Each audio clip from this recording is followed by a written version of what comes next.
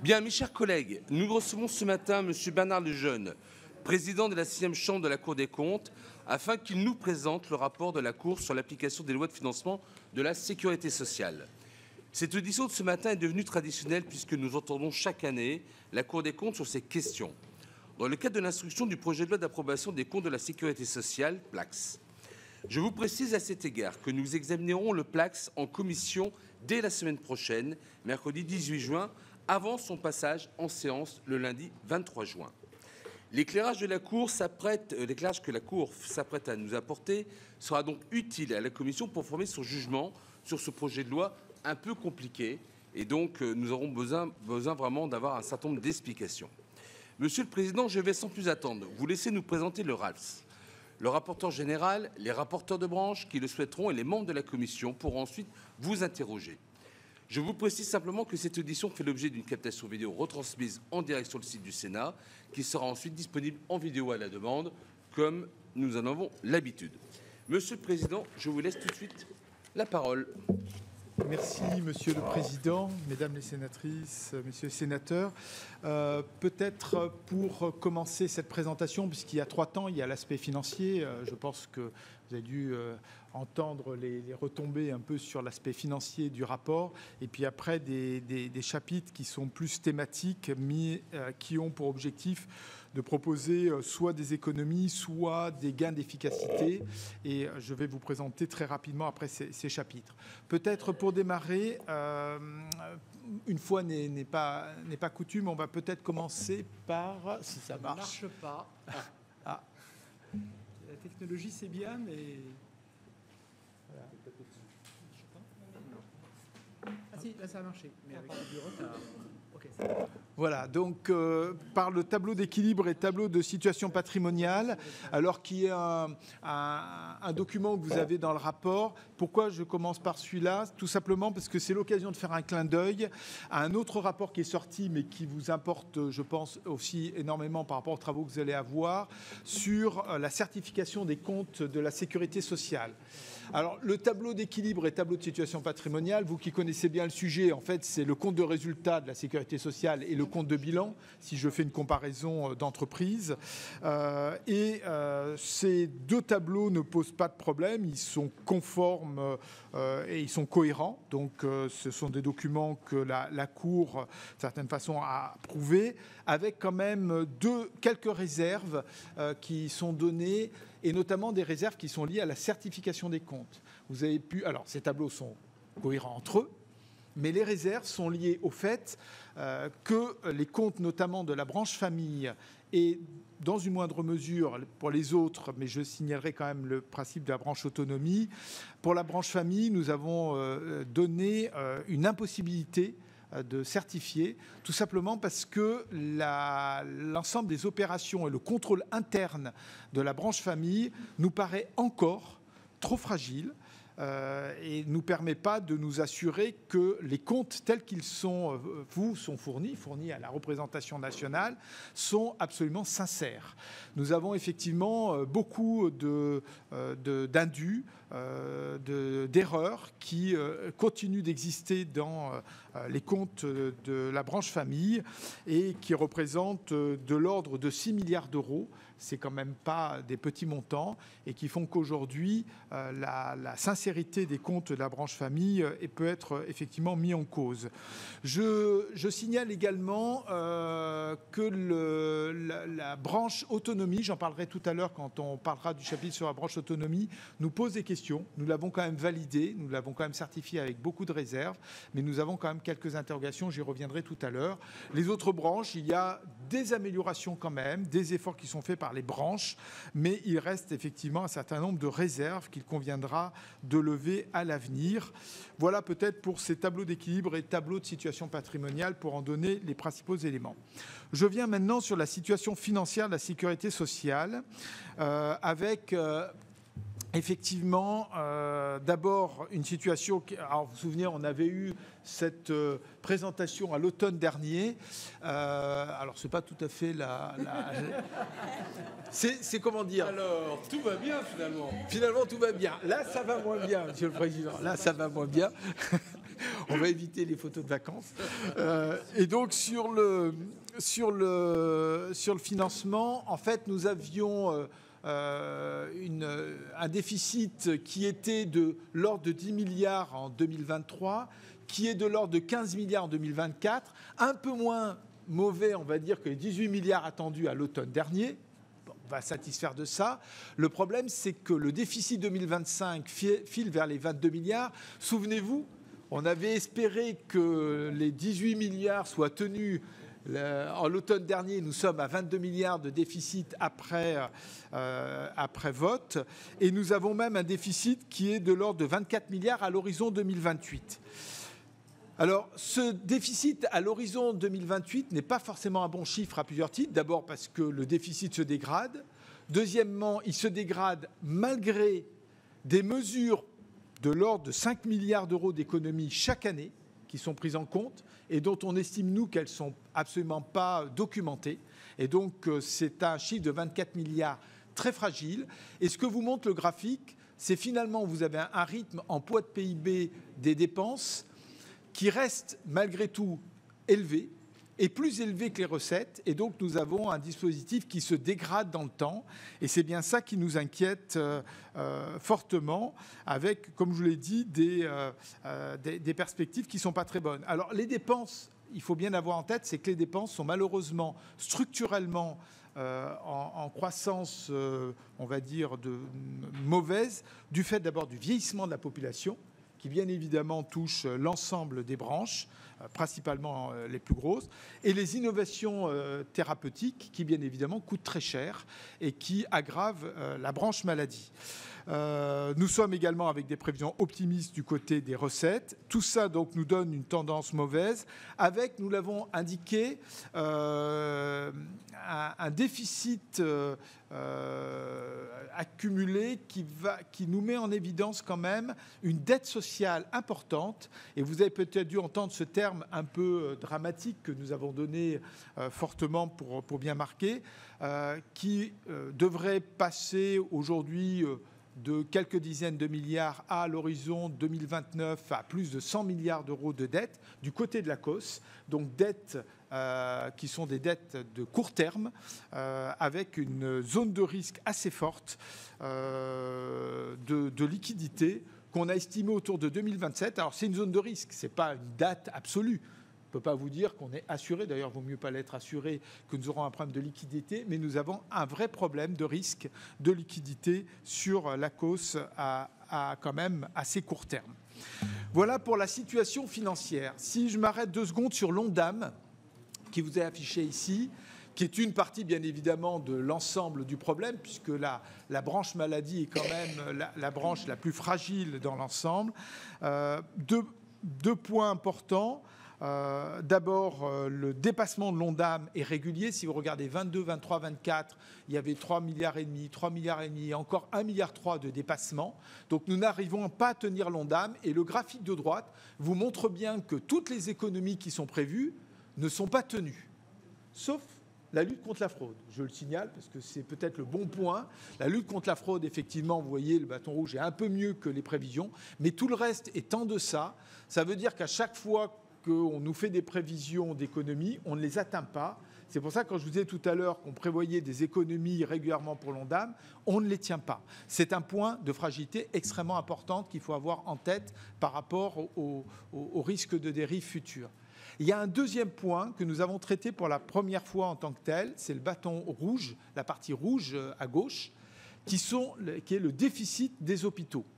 Le problème, c'est que dans l'ONDAM, on a constaté que régulièrement, pour arriver à tenir l'ONDAM, donc vous voyez bien que le dépassement n'est que de 1,3 milliard, on se charge en fait de glisser sous le tapis, ce que j'appelle glisser sous le tapis, un déficit, ou en tout cas un financement des hôpitaux qui ne permet pas de tenir les dépenses de l'hôpital et qui fait qu'à la fin, ça conduit à un déficit de l'hôpital qui est maintenant de 3 milliards sur l'année que vous avez. En fait, si on veut avoir le vrai déficit total de l'ONDAM, y compris avec ce qu'on met du côté de l'hôpital en déficit, nous sommes à 4,3 milliards. et vous additionnez les parties d'avant et vous voyez que le déficit global devient extrêmement sérieux. J'insiste sur la partie hospitalière parce que ça peut devenir une difficulté propre, et il est arrivé dans le passé que les hôpitaux aient pu être en difficulté, y compris pour assumer leur mission de base et être en difficulté pour acheter des médicaments, assurer un certain nombre de missions. Et donc c'est un point qu'il faut avoir en tête, en tout cas une difficulté qui se met en avant. Peut-être un dernier point sur la partie financière. Nous avons traité des allègements généraux des cotisations sociales sur un des chapitres. Alors, puisque c'est un débat régulier où on dit mais finalement la sécurité sociale perd 77 milliards. Alors, il est vrai qu'il y a 77 milliards d'allègements qui sont offerts pour les charges patronales, mais ces 67 milliards sont couverts par des financements de l'État. Alors, je ne dis pas qu'au niveau du budget de l'État, globalement, ça soit des finances publiques un point qui reste sensible, mais l'État couvre une grande partie. Modulo, 5 milliards et quelques, 5 milliards 5 en 2024, 5 milliards 8 en 2023. En fait, cette sous-évaluation, en tout cas sous-couverture des allègements généraux, vient de 2 points clés. D'abord, le fait que le bandeau maladie est couvert par de la TVA, et vu que le rythme de la TVA était moins bon que prévu, du coup, la sécurité sociale a dû assumer, c'est la partie marron, une très forte partie de cotisations qui n'ont pas été compensées. Et il y a un sujet qui maintenant commence à dater un peu, qui est que l'État ne compense pas l'Agirc-Arrco et l'Unédic directement, mais donne des financements à la sécurité sociale qui assume la totalité de l'Agirc-Arrco et de l'Unédic. Et comme elle n'est pas couverte totalement, c'est elle qui assure ce financement. D'où d'ailleurs deux recommandations qui ont été faites. D'une part, pour l'éligibilité, l'assiette de calcul et le profil des allègements généraux, et le fait que l'État assume directement à l'Agirc-Arrco et à l'Unédic ces compensations. Ensuite, Monsieur le Président, peut-être pour présenter plus rapidement les différents. Alors d'abord, les économies possibles, ou en tout cas mettre en évidence des coûts qui nous paraissent effectivement importants. D'abord, l'intérim paramédical, le premier chapitre que vous avez eu, la courbe vous montre qu'il y a une envolée très nette qui va maintenant jusqu'à quasiment 500 millions d'euros de coûts d'intérim paramédical, puisqu'on manque d'infirmières et d'autres personnels paramédicaux.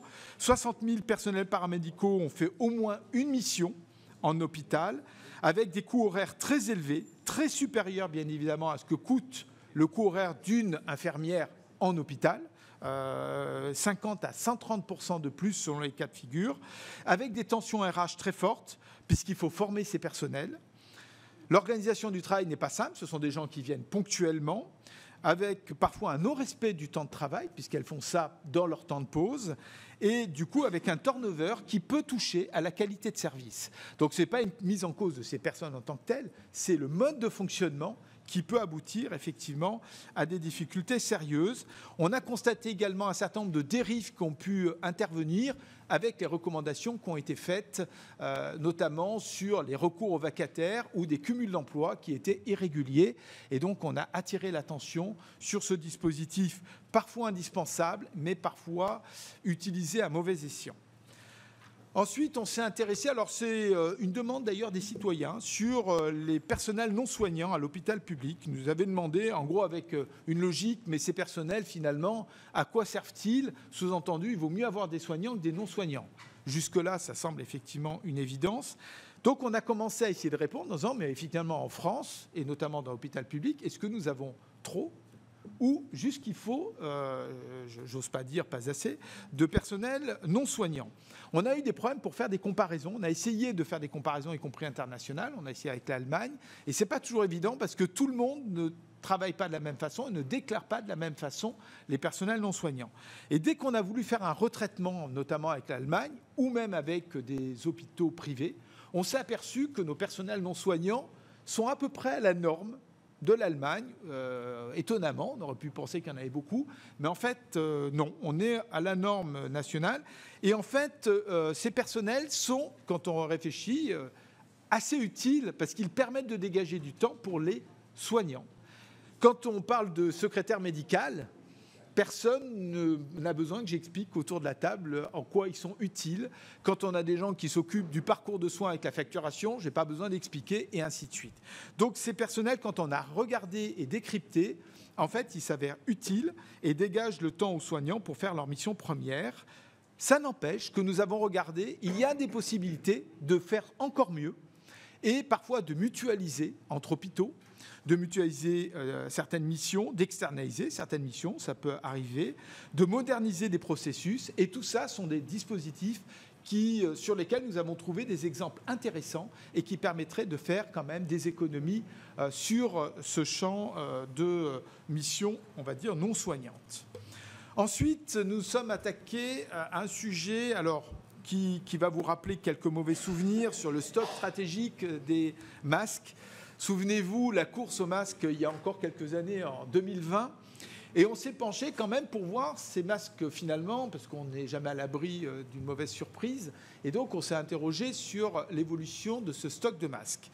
Ce stock de masques, aujourd'hui, quand vous regardez le bâton de janvier 2025, vous avez à peu près 1,350 milliard de masques aujourd'hui, mais vous pourriez même en rajouter 700 millions de périmés. Parce que bien évidemment, nous arrivons à un stade où ce que nous avons acheté en 2020 va être périmé, et d'ailleurs tout sera périmé en 2026.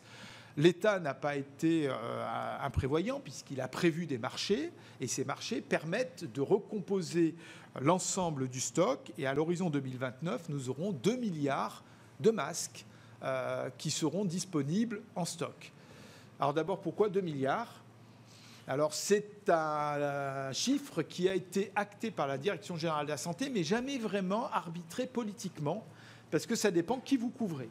2 milliards, en gros, vous couvrez globalement les soignants, les personnels des hôpitaux, les personnes qui sont infectées, les SDF, les gens très fragiles, etc. Mais, par exemple, tous les fonctionnaires, enseignants, policiers ne sont pas couverts avec 2 milliards. Pourquoi donc ce choix ? Il n'a jamais été totalement expliqué et jamais en tout cas officialisé, parce que ça nécessiterait que nous soyons aussi obligés d'avoir nos propres masques en réserve au cas où. Voilà, donc tous ces choix n'ont pas été totalement, cette doctrine totalement arrêtée. Et puis on a un sujet, c'est-à-dire que nous avons quand même des masques qui se périment, et Santé publique France a du mal à vouloir les détruire. On comprend pourquoi, vu l'histoire, alors que d'autres vont arriver.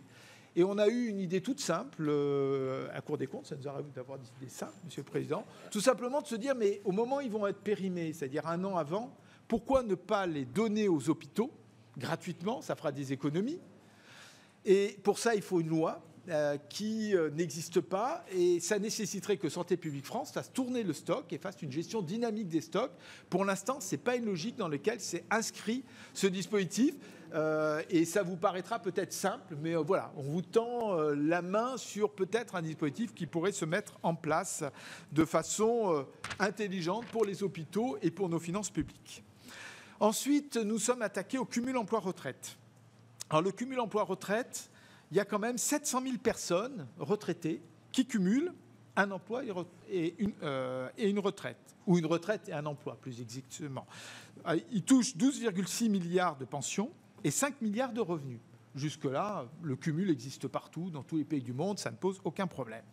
Ceci dit, en France, les règles sont plutôt souples et elles sont peu contrôlées. Il n'y a déjà pas beaucoup de règles, mais elles ne sont pas contrôlées. Et en fait, le dispositif tel qu'il existe actuellement permet de cumuler intégralement une pension et un salaire.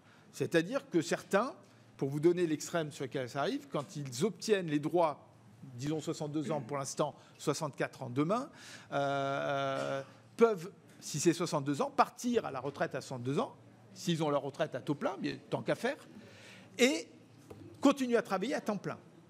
Ils peuvent tout à fait le faire. Ce qui n'est pas le cas dans les autres pays où vous avez des systèmes d'écrêtement. Pourquoi ? Parce que ça vous oblige, si vous voulez continuer à travailler à temps plein, pas toucher votre retraite et à repousser plus loin. C'est ou l'un ou l'autre.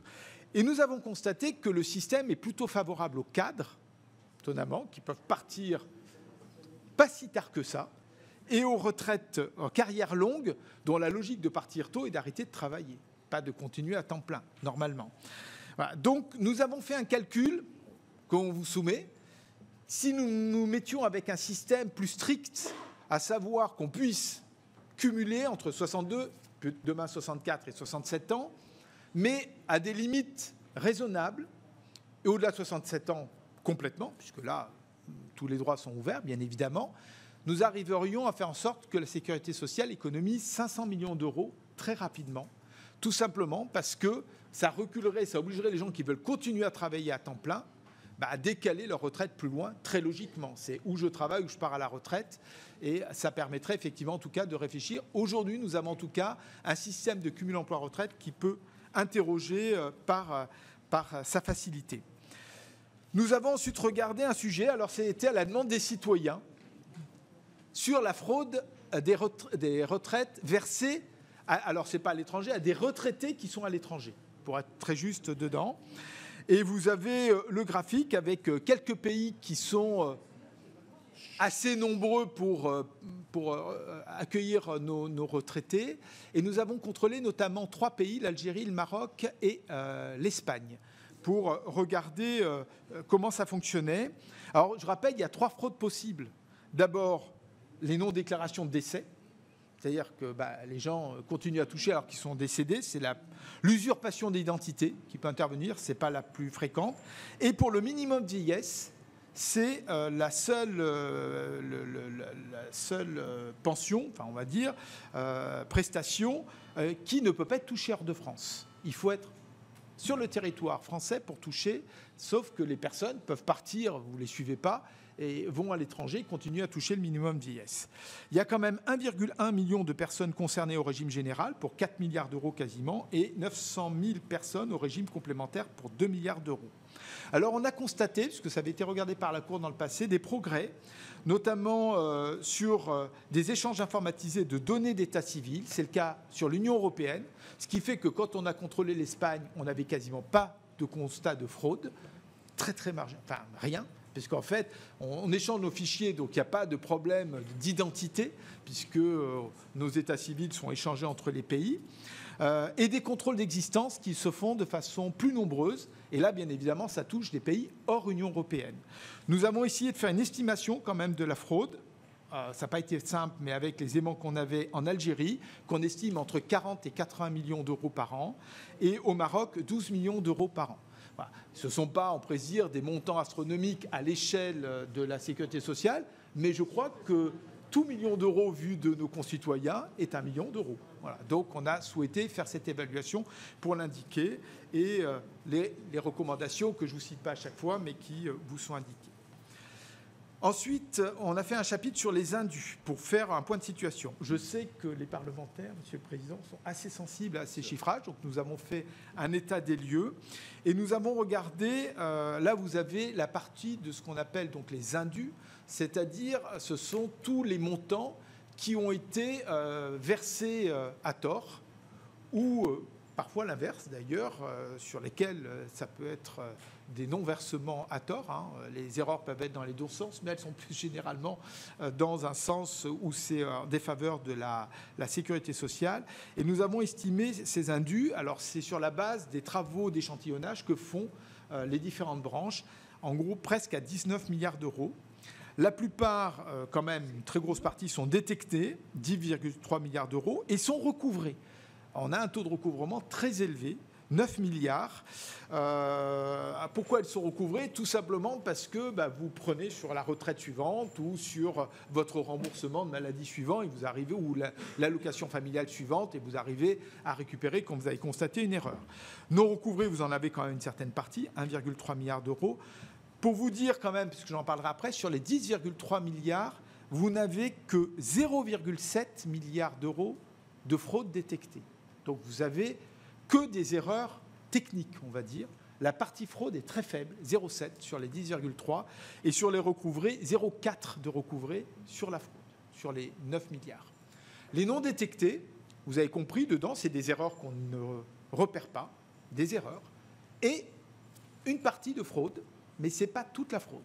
Il faut savoir que par ailleurs, là vous ne l'avez pas dans le graphique, mais par ailleurs, nous avons fait une évaluation de la fraude qui se situe entre 8,2 et 8,9 milliards d'euros, autour de 8,5.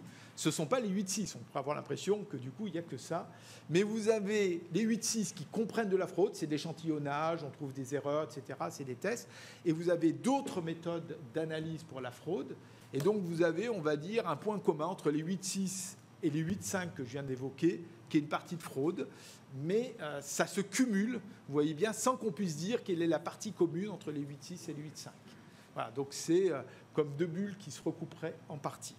Voilà, donc là-dessus, nous avons fait des préconisations, mais ça vous donne quand même des montants extrêmement importants quand même d'indus, d'erreurs et de fraude par ailleurs quand même par rapport à ce que représente. Et d'ailleurs, c'est comme ça aussi, quand je parlais tout à l'heure de la branche famille que nous n'avons pas validée, vous retrouvez d'ailleurs des montants très importants de la branche famille là-dedans. Ensuite, on s'est attaqué à des dispositifs sur lesquels ce n'était pas tant pour des économies que pour de l'efficience. Nous en avons 5. On s'est donc intéressé d'abord à la branche autonomie. Sur la branche autonomie, alors, c'est une branche récente. On a voulu faire un point puisqu'elle date de 2020. Elle est pilotée par une caisse, la SNSA, qui est une caisse nationale et qui n'a pas de relais locaux. Et donc, d'abord, c'est compliqué parce que la SNSA a 40 milliards au total. Elle s'occupe des ESMS personnes âgées, handicap et certaines prestations. Au total, 40 milliards. Vous avez la barre qui vous donne le total. Mais on est bien loin d'avoir le total de la branche autonomie. Donc c'est compliqué parce que vous avez les départements qui interviennent, vous avez l'État qui intervient, vous avez les ARS qui interviennent en termes de paiement, bon, c'est aussi l'État, et vous avez les CAF qui servent à payer, par exemple, l'allocation des enfants handicapés. Donc vous avez plein d'acteurs qui interviennent, ce qui fait que pour des acteurs extérieurs, contrairement à une branche maladie, pas toujours lisible, qui fait quoi? C'est compliqué, donc manque de lisibilité, manque de coordination, ça c'est très net, on a pu le constater. La lutte contre la fraude est très fragile, il suffit de voir le parcours sur le handicap entre la MDPH et le paiement par le département ou la CAF. On n'est pas très sûr d'ailleurs de la solidité de ce parcours sur la lutte contre la fraude. La CNSA ne voit rien puisqu'elle n'a absolument aucune base qui lui est propre. Donc vous avez finalement un dispositif sur lequel nous avons fait un certain nombre de recommandations, peut-être pour renforcer cette branche. En tout cas, c'était le souhait du législateur et donc la question se pose. Et puis nous avons un deuxième sujet sur lequel nous avons fait une recommandation, c'est que l'État a fait un chiffrage des besoins jusqu'en 2030 pour le grand âge. Le problème, c'est qu'à partir de 2030, c'est là où nous allons avoir le plus grand nombre de personnes âgées en perte d'autonomie, puisque ce sont les gens nés dans les années 45, c'est le baby-boom, qui aura 85 ans. C'est l'âge à peu près de la bascule en perte d'autonomie, massivement, et donc la courbe explose, et donc la branche autonomie va devenir une branche très coûteuse, qui va nécessiter effectivement un regard de la part de la représentation nationale, et ça vient très vite. Et d'ailleurs, tous ces sujets nous ont emmenés pour la branche autonomie à mettre des réserves très fortes sur la certification et à mettre vraiment, on va dire, l'épée dans le rein au directeur de la caisse pour lui dire qu'il fallait faire vraiment des efforts pour mieux maîtriser, j'ai dit, la lutte contre la fraude et le risque qui existe sur cette branche, en tout cas pour maîtriser l'ensemble des montants. Les pharmacies. Nous avons fait une focale sur les pharmacies avec 3 regards. D'abord, le nombre et leur évolution. 25 000 officines actuellement, moins 10% depuis 2006. Rien de dramatique. Nous avions une couverture qui était bonne. Le problème, c'est que les moins 10%, c'est plutôt les zones rurales qui sont touchées. Et nous avons fait d'ailleurs des préconisations pour indiquer qu'il serait peut-être nécessaire de regarder autrement les autorisations à donner pour les pharmacies, non pas sur des territoires, mais sur des pharmacies elles-mêmes, parce qu'on peut avoir des territoires ruraux sur lesquels il n'y a pas de problème, et il peut y avoir un autre village sur lequel il y a un problème. Donc c'est plutôt pratiquement pharmacie par pharmacie. On a regardé l'évolution des missions. avec un regard très positif sur les missions qui ont évolué vers les tests, la vaccination, les antibiotiques. Là, il y a un travail de qualité qui s'est fait et la dernière crise sanitaire n'y est pas pour rien. On avait même eu les téléconsultations, qu'on avait évoquées d'ailleurs dernièrement dans un autre rapport où les pharmacies sont très impliquées. Mais là aussi, il y a un questionnement sur les revenus des pharmacies. L'ensemble de ces nouvelles missions, si on veut les porter, il faudra peut-être mieux les payer et mieux les accompagner. Aujourd'hui, ce n'est que 4% des revenus des pharmaciens. Là où les revenus sur les médicaments, c'est 3/4 de revenus de financement sur les boîtes. Et là aussi, on a indiqué que financer sur les boîtes, c'est un peu dangereux, ça pousse un peu à la consommation de boîtes de médicaments commodes. Donc là aussi, c'est un questionnement en termes d'efficacité qu'on s'est posé. Et nous avons regardé le sujet de la financiarisation sur lesquels, effectivement, on s'inquiète un petit peu du risque, pas très avéré pour l'instant, mais sur lequel il faudra avoir un regard, du fait que les jeunes pharmaciens qui veulent investir dans une pharmacie, devenir propriétaire, bien évidemment, sont parfois amenés à avoir recours à des fonds privés, ce qui peut être une difficulté. Ensuite, le service public des pensions alimentaires, sujet qui intéresse beaucoup, notamment les femmes, qui se retrouvent en difficulté pour recouvrer des impayés. C'est un dispositif qui est plutôt positif, donc un bon point sur le dispositif, mais qui a eu du mal à monter en puissance, trop vite, mal accompagné, avec une qualité de service, vous verrez dans le rapport, qui est discutable, des coûts de gestion qui ne sont pas suivis et une coordination entre les acteurs qui est insuffisante. En tout cas, il y a des progrès à faire pour améliorer un dispositif qui est très utile, notamment pour aider les femmes qui se retrouvent seules pour récupérer la pension alimentaire. Ensuite, les pensions d'invalidité. Là aussi, c'est un dispositif trop peu suivi par l'assurance maladie. 830 000 assurés quand même concernés. 7,8 milliards de pensions et même 10 milliards si on rajoute d'autres dispositifs comme tout ce qui est médical. Ça, c'est un dispositif, là aussi, comme il n'est pas suivi, très différencié sur un territoire. Vous avez des taux d'invalidité qui vont entre les territoires entre 1,3% et 4,8%. Alors certes, les territoires ne sont pas les mêmes, ça peut s'expliquer. Pas toujours. Donc vous avez quand même une carte qui montre des écarts quand même qui peuvent parfois surprendre. Et les taux, on a constaté également que les taux d'invalidité des gens qui travaillent pouvaient poser question. Par exemple, 21% des invalides de catégorie 2, donc qui ne doivent pas du tout travaillent. Et même 6,4% de catégorie 3, c'est-à-dire des gens qui sont aidés normalement. Alors là, c'est vraiment les plus durs qui travaillent. Alors, travaillent pas totalement, partiellement, des travaux limités, mais nous avons un dispositif qui n'est pas suivi. Donc, on ne revoit pas les situations des gens régulièrement. On n'a pas des dispositifs communs qui permettent de traiter pour les médecins de la même façon selon le territoire. Et donc là, on a demandé effectivement à revoir ces dispositifs. Enfin, la retraite des artistes-auteurs, c'est le dernier dispositif qu'on a regardé. 400 000 artistes-auteurs qui versent 620 millions de cotisations. Alors, c'est un dispositif qui a beaucoup dysfonctionné, qui va mieux maintenant, mais qui a dysfonctionné parce qu'avant 2019, il y avait deux associations, l'AGESA et la Maison des artistes, qui récupéraient les cotisations, enfin qui récupéraient. Pas toutes. Il y en a une qui ne récupérait pas, justement, les cotisations. Donc, ça n'a pas donné droit à certaines personnes. Il a fallu faire des dispositifs pour leur permettre de recouvrer leurs droits. Ça fait une perte assez importante, bien évidemment, pour la sécurité sociale. Et l'URSSAF du Limousin a repris l'ensemble du dispositif depuis 2019. Et donc, le dispositif va mieux. Malgré tout, il y a une nouvelle association qui a été créée, la Sécurité sociale des artistes-auteurs, dont la Cour des comptes s'est posé la question, par les temps qui courent, on se demande parfois à quoi servent certains dispositifs, à quoi elle peut servir, parce qu'elle est maintenant limitée, elle ne retire pas la cotisation, elle ne paye pas les pensions. Donc finalement, elle fait de l'action sociale, de l'information, et on s'est dit, mais finalement, l'URSSAF pourrait faire ça tout simplement en mettant une commission propre avec les artistes-auteurs, pour bien évidemment les entendre, et on pourrait faire un dispositif beaucoup plus simple qu'un dispositif existant de la 2S2A qui aujourd'hui nous semble être un dispositif qui a atteint ses limites. Voilà, Monsieur le Premier Président, en espérant ne pas avoir été trop long.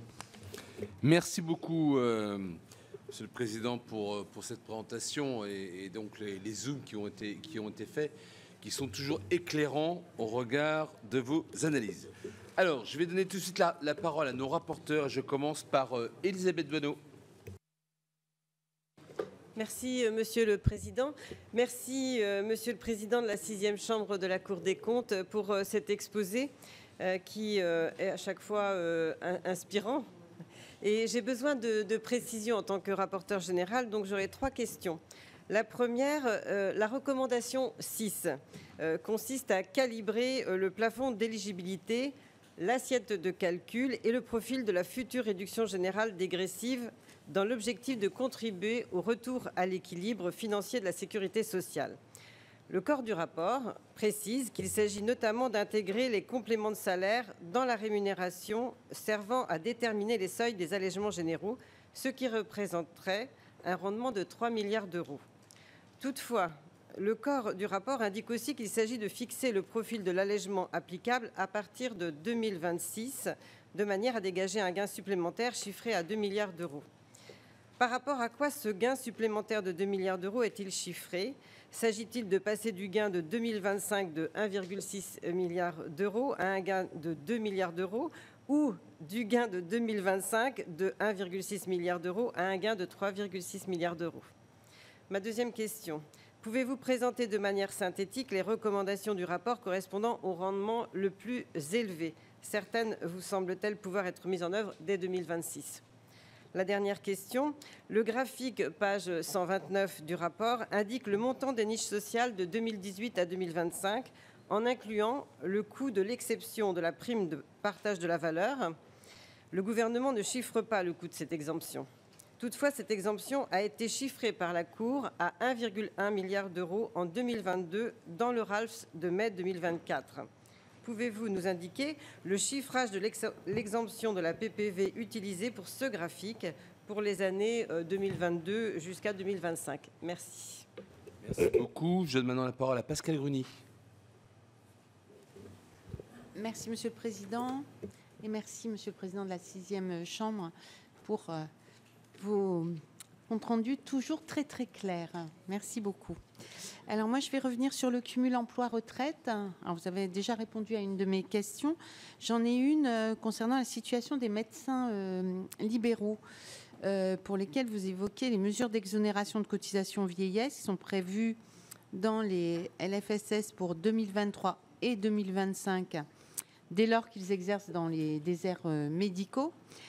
Et selon la CAMF, ça a conduit en réalité à réduire leur temps de travail et à accélérer en fait le moment de la liquidation de leur pension, dans la mesure où les exonérations leur permettent de travailler moins avec un revenu de pension équivalent à celui qui était le leur en activité. Que préconisez-vous pour lutter contre cet effet d'aubaine dont la CAMF s'inquiète beaucoup aussi ? Ensuite, j'ai une question concernant les femmes. Vous relevez que 22% des personnes en situation de cumul emploi-retraite ont des carrières avec des aléas et parmi elles, 87% sont des femmes. Elles liquident souvent leur pension sans avoir cotisé la durée d'assurance requise. Donc elles ont des pensions faibles, un salaire de cumul faible.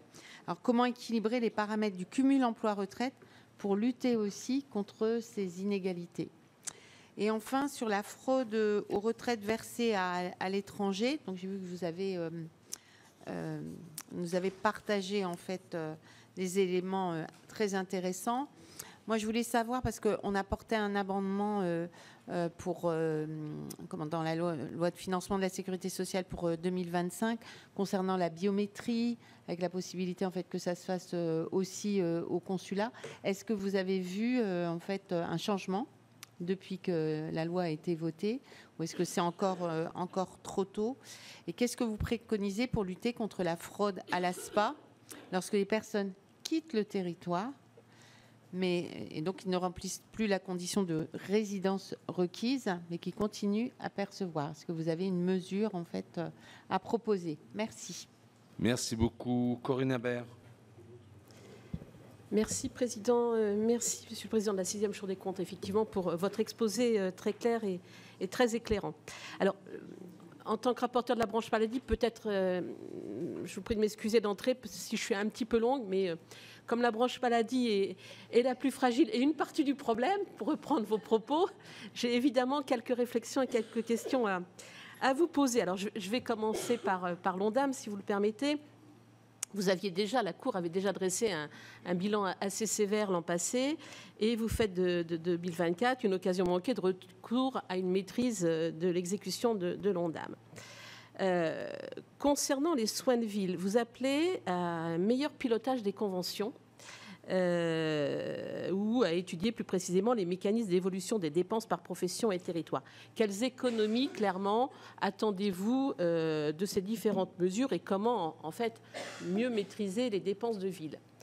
Et puis, quelle réflexion inspire la Cour quand vous regardez l'ONDAM 2019, qui de mémoire était autour de 200 milliards d'euros, et l'ONDAM 2025, alors, 256 milliards, en termes d'amélioration du service médical rendu. Si je peux reprendre une expression, un qualificatif qui concerne les médicaments. Concernant l'hôpital, vous évoquez une situation de risque, mais on la connaît déjà, c'est-à-dire les difficultés pour les hôpitaux à payer leurs factures, tout simplement, à payer le fonctionnement, est une réalité déjà en 2024. Et elle était peut-être un peu moins marquée en 2023, mais c'est une réalité évidemment en 2024. Vous avez parlé de la place du personnel non soignant dans les hôpitaux et vous évoquez une piste d'efficience à rechercher. Alors, la DGOS que j'ai interrogée sur cette image qu'on a où trop d'administration à l'hôpital ou trop d'administratifs à l'hôpital partage votre analyse. En fait, il y a le rapport de la part de l'administration est correct et ni plus ni moins qu'ailleurs. Pour autant, vous soulignez que plus de 50% du temps de travail des infirmiers et des aides-soignants sont consacrés à des tâches administratives et logistiques. Et effectivement, on peut se demander, s'interroger sur le travail d'un cadre infirmier qui a des compétences. Est-ce qu'il ne serait pas plus utile auprès des patients et de ses équipes soignantes qu'à refaire parfois des plannings régulièrement ? Alors, votre rapport ne chiffre que très peu d'économies qui pourraient résulter de la mutualisation des fonctions support ou encore du développement de logiciels de facturation performants. Est-ce que vous attendez quand même quelques gains et à combien vous les évaluez? Sur l'intérim paramédical, je reviens juste sur l'hôpital, une seconde, sur la façon dont est enrichi le dossier médical partagé des patients. Je pense que les hôpitaux ont cette capacité à nourrir cet outil, que peut-être qu'ils ne le regardent pas assez, qu'ils ne l'alimentent peut-être pas assez. Et on l'avait introduit dans le dernier projet de loi de financement de la sécurité sociale pour en faire un critère pour l'IFAC, en termes de qualité de prise en charge et potentiellement d'économie ou d'actes redondants qu'on pourrait ne pas faire. Malheureusement, on s'est fait tacler par le Conseil constitutionnel. Mais voilà, mais il y a la notion du dossier médical partagé, dont on a fait quelque chose, un outil qui pourrait être mieux utilisé, que les médecins devraient mieux utiliser pour des économies potentielles, en tout cas des moindres dépenses.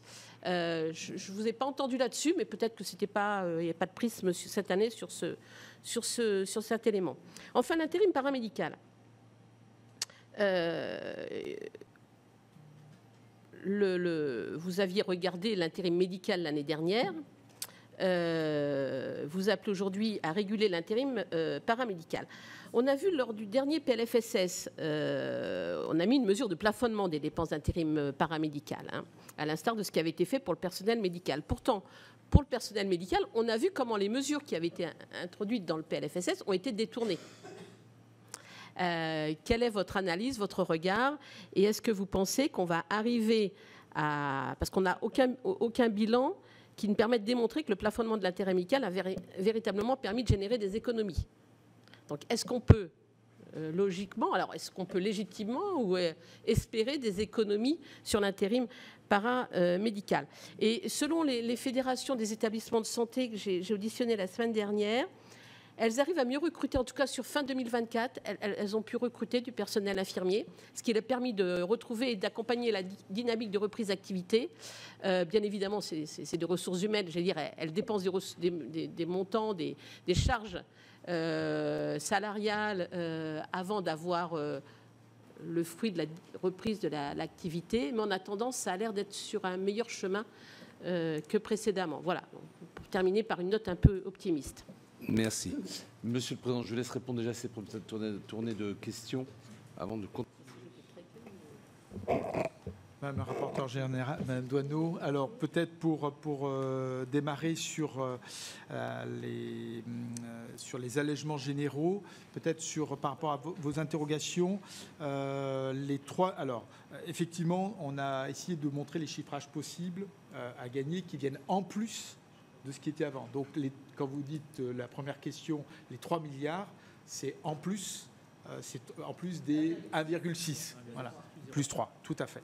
Voilà, donc ça, c'est un point important. Ensuite, effectivement, vous avez pu remarquer, on avait donc ces 3 milliards qui étaient un gain possible.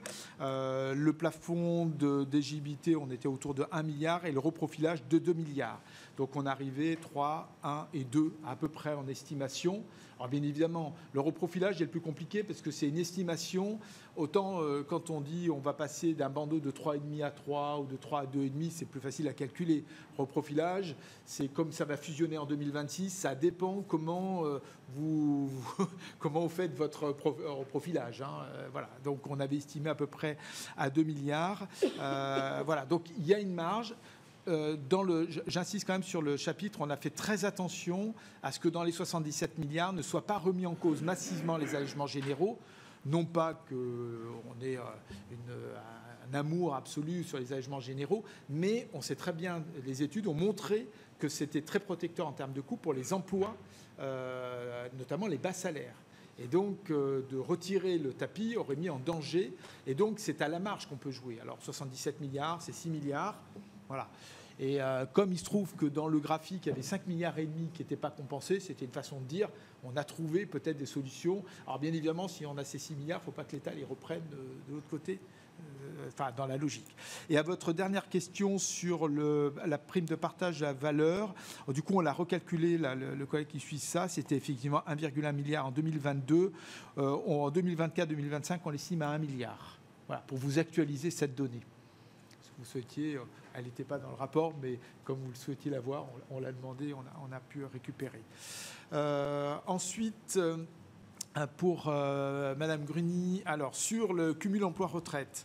Alors d'abord sur les libéraux, la situation des médecins libéraux, l'effet d'aubaine, le fait de pouvoir partir, si je comprends bien, ce qui était un peu tout le monde plus tôt et de cumuler éventuellement les deux, c'est moins net sur les... Alors en tout cas que pour les autres professions, que pour les médecins libéraux, parce qu'on a constaté quand même qu'ils cumulent plutôt tardivement en âge.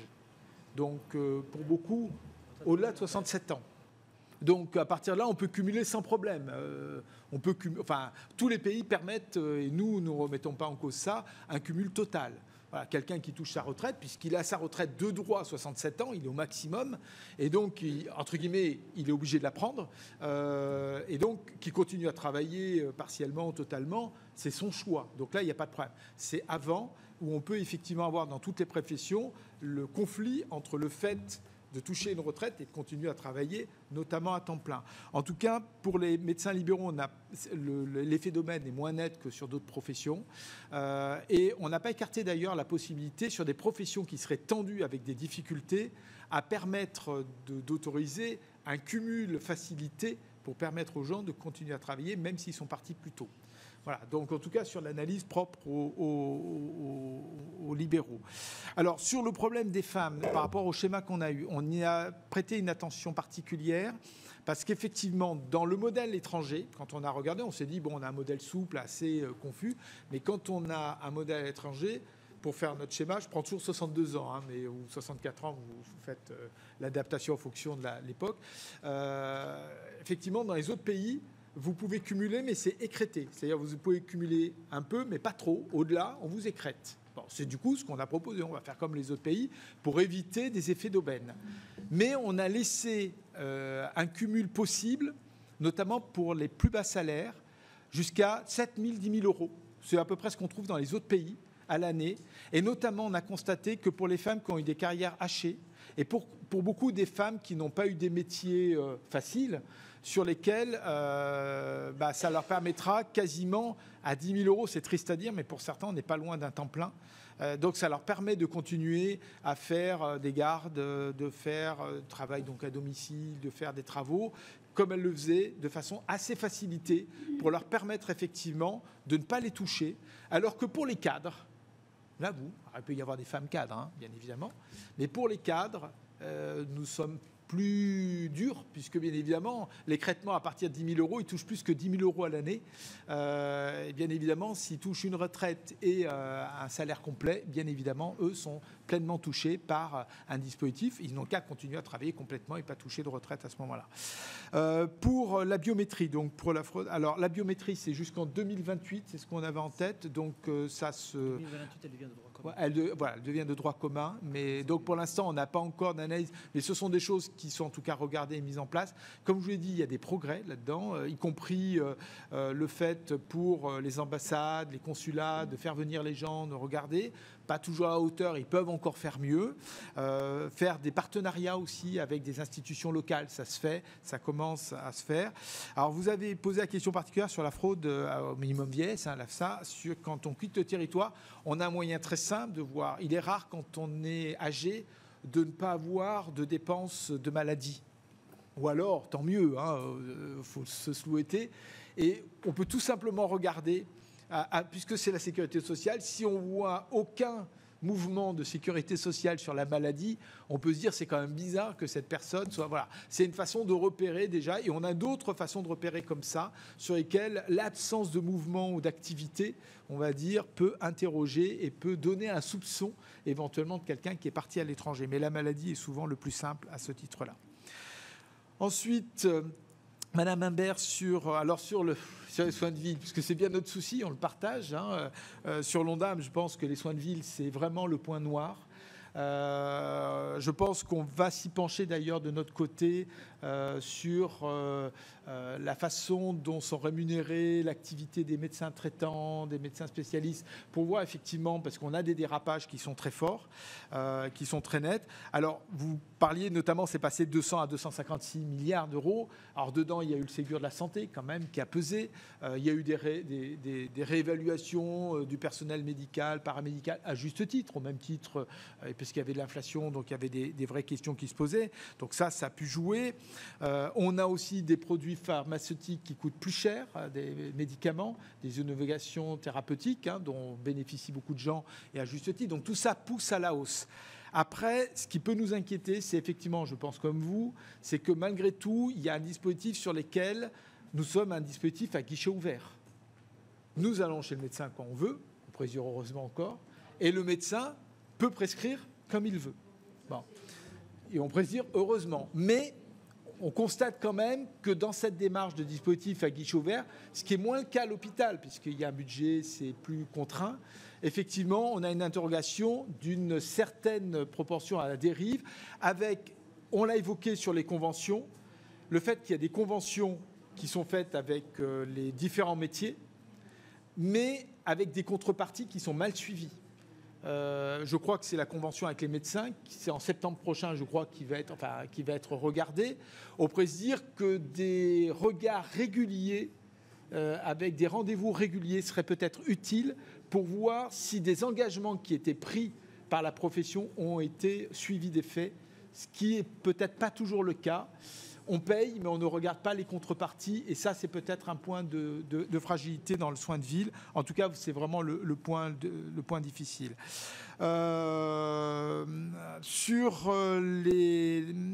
Vous évoquiez à un moment donné les personnels non soignants.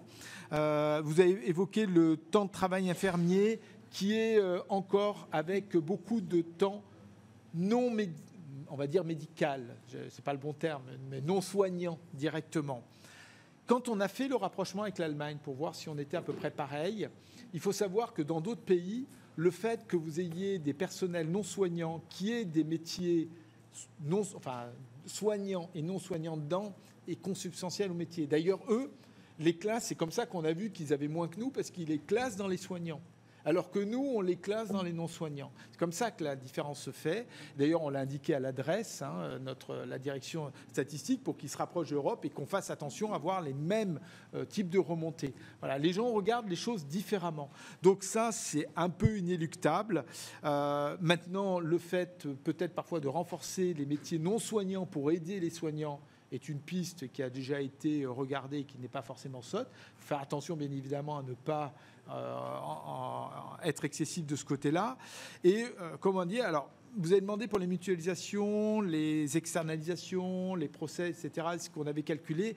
Non, on n'a pas pu. On a regardé des cas de figure ponctuels qu'on a regardés sur plusieurs hôpitaux pour voir les bonnes pratiques qu'on indiquait dans le chapitre. Il aurait fallu auditer tous les hôpitaux de France pour regarder, faire un chiffrage. Et encore, chaque hôpital, une externalisation réussie à un endroit ne va pas réussir à un autre endroit. Donc c'est quasiment du cas par cas et c'est compliqué à chiffrer. Voilà, le dossier médical partagé, je n'en parle pas parce que c'était RAF 2024 que ça avait été évoqué, donc on ne l'a pas refait. Et l'intérim paramédical, comme vous, on constate effectivement qu'il y a des recrutements qui reprennent et donc on peut espérer que l'intérim se recalme là-dessus, et en tout cas on le souhaite, parce qu'on a constaté, on a bien indiqué des dérives dans les comportements, y compris des professionnels qui ont trouvé un intérêt à faire de l'intérim. Voilà. Et ça, il faut faire attention, parce que certains font auto-entrepreneurs, certains ont fait des vacations, on a signalé, et avec des situations d'irrégularité, et y compris pour elles d'ailleurs, ou pour eux, parce que ça peut, c'est pas forcément y compris pour eux, ou ça peut être effectivement, je l'ai indiqué, une mauvaise, en termes de temps de travail, et quelque chose qui leur soit nuisible. Merci beaucoup. Je donne maintenant la parole à Chantal Dessen. Merci. Merci, Monsieur le Président. Monsieur le Président de la 6e Chambre, je dois vous dire que j'ai été un petit peu déçue à la lecture du rapport concernant la branche autonomie, parce que vous dressez un constat que je partage. Par contre, j'y ai trouvé peu de recommandations ou préconisations. Nous savons qu'il y a une explosion du besoin. Vous recommandez, et vous l'avez redit ce matin, qu'il y ait une évaluation plus précise des besoins de financement de la branche, en particulier à l'horizon 2040. Et je voudrais l'illustrer par l'aide personnalisée à l'autonomie, où vous dites que d'ici 2040, la dépense devrait doubler. Nous sommes actuellement en 2023 à 6,8 milliards de dépenses. Donc, et encore, on est plutôt sur des estimations optimistes, puisque on fait le pari du virage domiciliaire qui est loin d'être gagné. Donc, ma première question, c'est, selon vous, quelles sont les mesures ou les orientations qu'il faudrait privilégier pour répondre à ce besoin de financement, et comment rendre la dépense plus efficiente? Une deuxième question, nous avons voté dans la loi de finances pour 2025 une réforme sur la simplification des concours de la CNSA pour un coût de 200 millions d'euros. Le gouvernement et la CNSA envisagent poursuivre dans cette voie de simplification. Quel regard vous portez sur cette réforme, et comment pourrait-on rendre plus transparent, plus aisé, plus fluide les relations financières entre la CNSA et les départements? Je vous remercie. Merci beaucoup. La parole à Olivier Henno. Oui, merci, Monsieur le Président. D'abord, une remarque de portée générale pour vous remercier, Monsieur le Président, sur cette réalité des chiffres, sur la précision de la photographie, et puis sur cette invitation à revisiter structurellement nos politiques. Vous avez évoqué le risque d'une crise de liquidité en 2027. Ça n'est pas rien de dire cela. Et donc, au fond, si on n'a pas le courage politique de revisiter nos politiques, c'est à un moment ou un autre la sécurité sociale elle-même qui sera en danger. Au fond, c'est ça la réalité des chiffres. Alors, au-delà de cette mesure, de cette remarque de portée générale, une question concernant la la branche famille et naturellement les indus qui nous ont interpellés également. Et donc nous avons auditionné la direction générale de la CNAF par rapport à cette non-certification et ces 6 milliards que vous avez évoqués. Alors, nous remarquons tout de même des progrès conséquents que nous évaluons à peu près à 25%, notamment dans le taux de recouvrement. Est-ce que vous partagez cela? Et ils nous ont dit qu'avec la mise en place de la solidarité à la source, notamment pour la prime d'activité et pour le RSA, il visait une certification des comptes en 2026. Est-ce que vous pensez que, sans jouer les Madame Irma, naturellement, parce qu'en matière de comptes, on ne peut pas jouer les Madame Irma, mais est-ce que vous pensez que cette ambition, cet objectif est atteignable, et est-ce que vous pensez que la pente des efforts de la CNAF est suffisante? Je vous remercie. Bien, la parole à Marie-Pierre Richer. Merci, Monsieur le Président. Écoutez, je n'avais pas prévu d'intervenir pour la branche AT-MP parce qu'elle ne fait pas l'objet de beaucoup de pages dans le rapport. On ne parle que des pensions d'invalidité.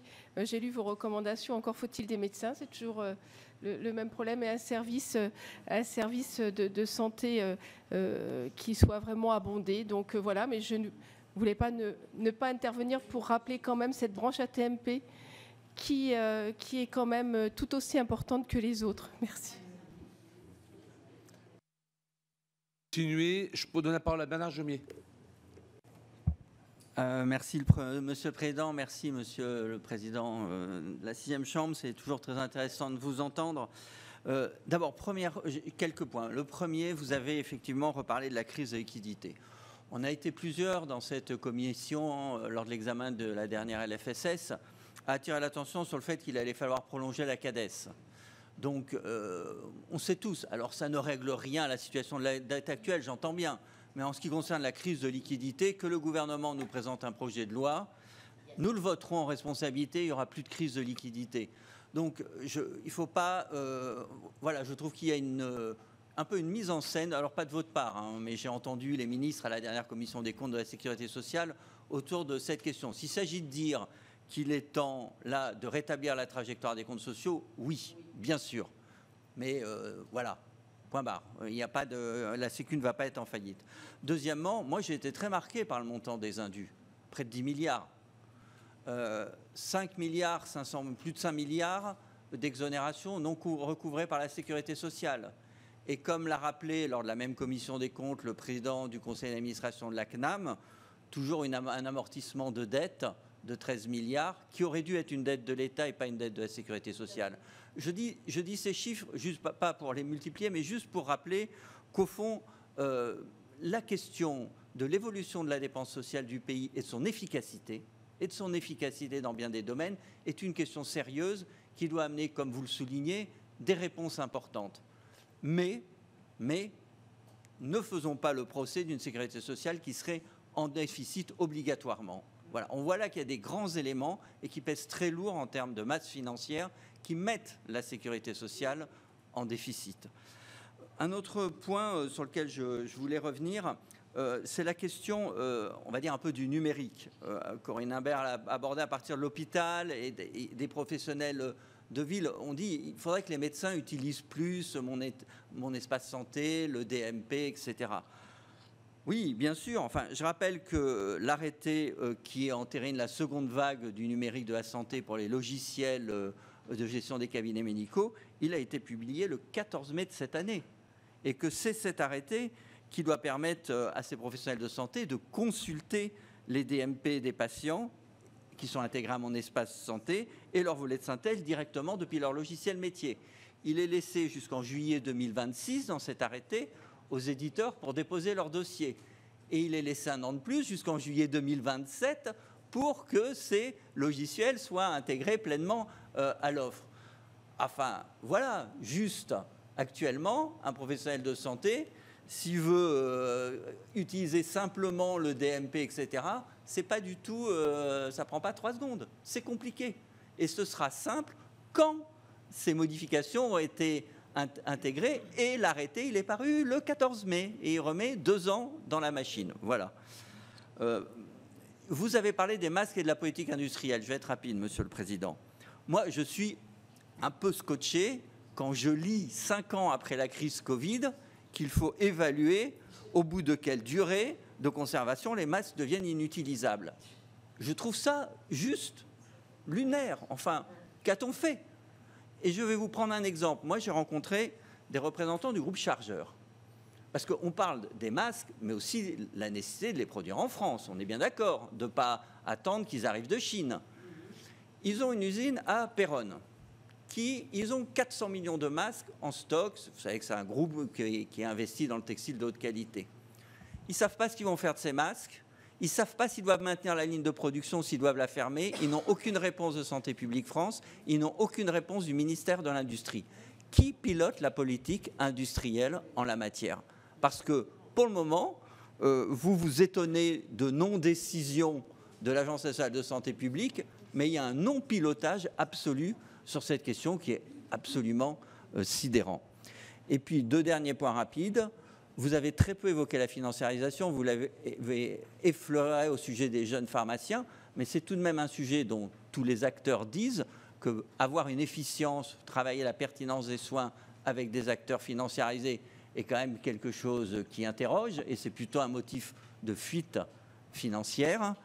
Et dernier point, parce que la Cour des comptes mène des travaux qui, au fond, sont assez analytiques, et c'est très intéressant, sur les comptes sociaux, mais le sujet de la territorialisation, en ce sens que, on va dire qu'une meilleure territorialisation pourrait mieux connecter les besoins de santé au fléchage de la dépense, et n'est pas traité par votre rapport, et c'est dommage. Je vous remercie. Monsieur le Président, je vous laisse répondre à cette série de questions et après on aura encore 5 intervenants. Bien, je vais commencer par Madame de Seine sur la branche autonomie. Alors, vous évoquez les 2 points qu'on a sur la branche autonomie dans le rapport. Alors ça m'a fait sourire parce que vous avez dit à un moment donné qu'on manquait d'audace, mais quelques aveux sur les questions qu'on a eues, parce que bon, on a beaucoup hésité. Et je vais parler notamment d'abord sur l'organisation avant, du coup et futur. C'est vrai que cette branche, elle a été créée. Elle n'a pas d'acteurs locaux. C'est pas comme les CPM, les CARSAT. Elle n'a pas de CAF. Bon, voilà. On aurait pu d'ailleurs se dire qu'avec les CARSAT, il aurait pu y avoir des relais. On a pensé aux ARS. D'ailleurs, on le met dedans pour essayer d'organiser à peu près un réseau local. Et on s'est dit, mais cette branche, le législateur a voulu une branche. Une branche, c'est vraiment un acteur. La CPM, elle décide. Elle a son action, l'allocation familiale, elle a son action, et ainsi de suite. Là, on a l'impression que c'est une action partagée. Alors, on se dit, soit on va jusqu'au bout, et on aurait pu avoir une version. D'ailleurs, la question a pu se poser. Est-ce qu'il faut vraiment que la CNSA devienne tellement une branche à part entière qu'elle récupère l'ensemble et qu'elle pilote l'ensemble? D'ailleurs, on laisse ouvert la voie à un panier socle pour une prestation qui soit commune dans tout le pays. Et on aurait pu se dire, mais quasiment, on récupère tout, y compris des départements, et quasiment la CNSA gère tout. Comme on n'est pas des maniaques du centralisme absolu, et les départements, surtout ici, j'aurais été en difficulté, quand même ont un rôle et ont su quand même préserver beaucoup d'actions locales. Le rôle sur le virage domiciliaire, c'est vraiment du local. Sur la partie de venir en complément sur l'hébergement dans les EHPAD ou venir en complément de prestations, même s'il y a un panier socle, n'est pas illégitime dans un rôle de proximité que sont les départements. On a plutôt choisi cette version qui est de dire il faut que la branche autonomie s'impose au sens du législateur, c'est-à-dire qu'il y a un vrai rôle commun avec un panier socle, avec un vrai pilotage et avec un acteur qui vient en complément, comme ça se fait dans d'autres secteurs d'action publique et sur lesquels le département est son rôle. Voilà. Mais aujourd'hui, on a tellement d'acteurs que voilà, si la branche pouvait récupérer un certain nombre de choses et arriver à s'organiser pour piloter l'ensemble, c'est le sens, en tout cas, de ce qu'on a voulu écrire. Je l'ai peut-être mal répercuté oralement, mais en tout cas, c'est ça la logique. On n'a pas voulu aller trop loin, on a voulu garder cet équilibre sécurité sociale, département, en tant qu'acteur, avec peut-être un acteur sécurité sociale, en tout cas une branche qui ait peut-être plus de matière, en tout cas, à piloter cet ensemble. Ensuite, mais on va faire le virage domiciliaire bientôt à votre demande, donc je ne vais pas pouvoir vous répondre avant même que le travail ait été fait. En tout cas, il y a un vrai sujet, mais vous l'avez souligné, un vrai sujet de coût de cette branche, de montée en charge de cette branche qui va être très nette autour des années 30 et au-delà. Vous l'avez souligné. Et c'est l'occasion d'ailleurs de répondre au sénateur Jomier par rapport à la situation de la sécurité sociale de façon générale. Il n'y a pas de remise en cause ni de l'utilité, le Premier président s'est souvent exprimé là-dessus, ni de la soutenabilité globale de la sécurité sociale, mais il faut avoir conscience qu'il y a dans 3 branches mécaniquement une dérive du coût qui est très nette. Alors dérive pas au sens négatif, mécanique. La branche maladie, on va vieillir et on aura des gains d'innovation qui vont coûter cher, c'est comme ça. Faut les assumer ou alors on part sur autre chose. La branche autonomie, c'est le cas de figure. Et nous avons les retraites par définition, puisqu'il y a de plus en plus de retraités. Voilà. Donc nous avons 3 branches importantes qui vont mécaniquement monter et sur lesquelles le problème du financement, du coup je fais le lien, va se poser globalement. Alors à ce stade-là, je n'ai pas de réponse absolue, le virage domiciliaire. En tout cas, le virage domiciliaire n'est pas une mauvaise idée, il faut qu'on voit, mais ça c'est le rapport que vous avez demandé qui va permettre de creuser ça. Ça ne permettra pas de tout résoudre. Il n'y a pas de miracle. Il n'y a pas de solution miracle qui permettrait de dire on a la solution qui permettra d'éviter. Alors après, la solution, j'ai bien peur malheureusement que le coût augmente et qu'à un moment donné, il faille financer cet ensemble-là, ce qui n'interdit pas quand même, je réponds là encore au sénateur Jomier, ce qui n'interdit pas quand même d'être efficient dans nos dépenses et de faire attention, c'était le sens du rapport qu'on a fait sur les 20 milliards d'euros d'économie d'efficience sur la branche maladie. C'est quand même, il faut faire attention à ça. Sinon, on demanderait aux gens de payer et les vrais surcoûts dans le temps et en plus l'inefficience, ce qui quand même là devient compliqué. Sur Monsieur Hainaut, je peux que partager par rapport aux dépenses. Souvenez-vous, je crois que c'était le premier président qui était venu sur la note d'automne, avait dit, en gros, je simplifie, il a dit mieux que moi, bien évidemment que je ne vais le dire, il a dit, en gros, parce qu'à l'époque, on était sur 18 milliards, mais 15 milliards, c'est modulo des bonnes nouvelles là-dessus. Il avait dit, c'est 18 milliards, prenez toutes les mesures que vous voulez, mais il faut rester à 18 milliards. Sous-entendu, il faut rester aux 15 milliards, si je m'adapte. Et nous sommes à 22 milliards. Bon. Voilà. Et souvenez-vous, la tendance naturelle, si on ne faisait rien, c'était 25. Je me souviens encore de ce chiffre-là. Donc, en gros, à peu de choses près, je ne vais pas dire qu'on n'a rien fait, puisqu'il y a quand même la CNRACL, où il y a un taux qui a augmenté, il y a eu 2-3 broutilles. Mais en gros, on est loin de la cible, et j'ai bien peur que la cible soit compliquée. Voilà. Donc, je ne redonne que ces éléments. Ensuite, vous avez évoqué sur la certification 2026. Alors, on a le patron de la certification à nos côtés. On ne va pas s'aventurer. Un certificateur, c'est le commissaire aux comptes. Alors, vous savez, il ne croit que ce qu'il voit. Mais ce que vous avez dit est un point juste, notamment la solidarité à la source. On a demandé au patron de la branche famille, je pense, Serge Moguerou pourrait confirmer, on lui a dit, mais donnez-nous des éléments pour montrer à voir les 5 CAF expérimentales de 2024 et voir s'il y a des effets. Nous n'avons jamais eu un chiffre. Peut-être c'était trop tôt, trop compliqué. C'était en cours d'année 2024, puis on était en train de certifier 2024. Mais là, on leur a demandé que 2025, ils nous donnent pour les comptes tous les éléments permettant d'avoir les moyens, effectivement, de vérifier que cette solidarité à la source, sur laquelle nous croyons tous, on espère, permettra effectivement de changer effectivement le regard et effectivement, pour nous, ce sera avec plaisir de pouvoir certifier, il y aura toujours des réserves, mais de certifier enfin les comptes. Voilà. Mais après, vous savez, commissaire aux comptes, c'est simple. On a les données, c'est juste, c'est faux, voilà, on a des normes et on ne se pose pas toutes ces questions. Mais en tout cas, on peut l'espérer, en tout cas, dans la démarche. En tout cas, c'était l'espoir, en tout cas, de la branche, de la branche famille, à juste titre. Mme Richer, je suis désolé, c'est vrai qu'il n'y avait rien, mais je vous promets, il y a un rapport qui est en cours sur les maladies professionnelles qui va bientôt sortir. J'ai pensé à vous l'autre fois, quand je l'ai relu, je me dis, voilà. Mais ce sera à part, rien que pour vous, à part. Voilà. Et que j'ai trouvé intéressant, mais parce que pour vous, ce sera sûrement des évidences, mais moi, je découvrais. Donc, j'ai trouvé ça particulièrement intéressant. Et donc, voilà. Voilà. Donc, ça vient bientôt. Monsieur Jomier, monsieur le sénateur, alors, vous avez raison sur la CADES. On peut prolonger la CADES. Non, mais nous, on donne avec un état de fait. On ne peut pas dire ce que vont faire, parce que c'est quand même, c'est pas une loi habituelle, voilà, une loi organique. Donc, c'est quand même un acte différent. Avec la CADES, d'ailleurs, nous l'écrivons à un moment donné dans le rapport, on indique effectivement que cette question va se poser. Elle va vous être posée, parce que voilà. Mais à une condition, nous, on s'est dit, c'est ce qu'on indique.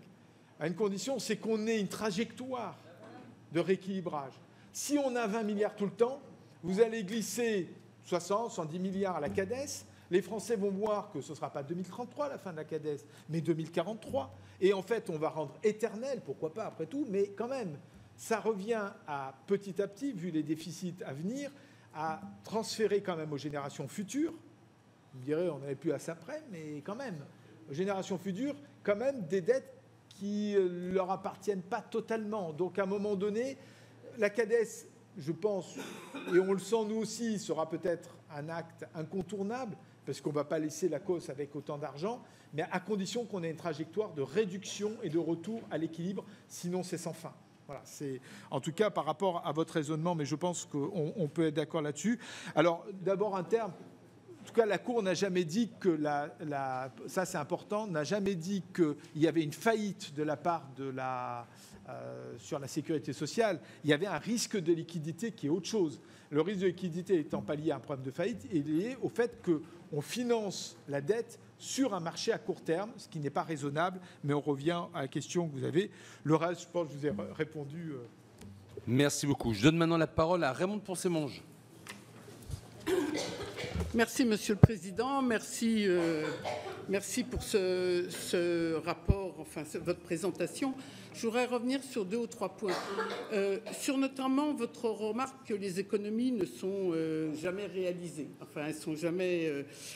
Moi, j'aimerais savoir si vous analysez la raison pour laquelle les économies ne sont pas réalisées. Pourquoi je dis ça? Parce que j'ai l'impression que la construction des économies qu'on cherche est en fait une déduction entre des dépenses qui sont dynamiques. J'aime pas le terme de dérive des dépenses. C'est pas une dérive par rapport à quelque chose qui devrait être normal. C'est une dynamique, vous l'avez dit, qui est relativement mécanique. Enfin, si on ne fait rien, sans mesure, d'accord. Vous prenez l'Ondam, par exemple, on sait que c'est plus de 4% si on ne fait aucune mesure. Quand, dans les 3 ans à venir ou les 4 ans, on dit que pour des raisons de déficit, il faut mettre l'Ondam à 2,9, on définit par différence le champ et le niveau des économies à réaliser. Et après, donc vous voyez, c'est purement budget, c'est pas une analyse réelle des économies, mais c'est le problème du PLFSS. C'est pas d'abord une analyse des besoins, c'est d'abord un texte financier. Après, on essaie de caser les besoins dans le texte financier. Et donc, on met l'écart comme ça, un écart de tiers, hein, c'est-à-dire qu'on demande que cette dynamique mécanique, fatale, comme vous voulez, sans mesure, effectivement, soit contenue, et c'est le champ des économies. Et d'ailleurs, très souvent, on a vu que les nouvelles mesures devaient être financées par des économies, quoi. C'est un petit peu la même chose, ceci pour maintenir le même taux dans le PIB, c'est-à-dire pour contenir la part de quelque chose qui devrait augmenter, hein, il y a un effet richesse. Tous les pays d'Europe ont effectivement la santé, puis selon la démographie, bon bref, ça devrait augmenter la part du PIB, mais comme on le contraint, voilà. Donc la construction des économies, la façon dont c'est construit, je dis, produit sa non-réalisation en partie. C'est ce que je voulais pointer. Alors dans le passé, comment on a fait face à ces dynamiques de dépenses que vous avez pointées, qui sont relativement fatales et mécaniques? On sait que ça s'est toujours fait par un effort recette et un effort dépenses et aussi par le dynamisme du PIB.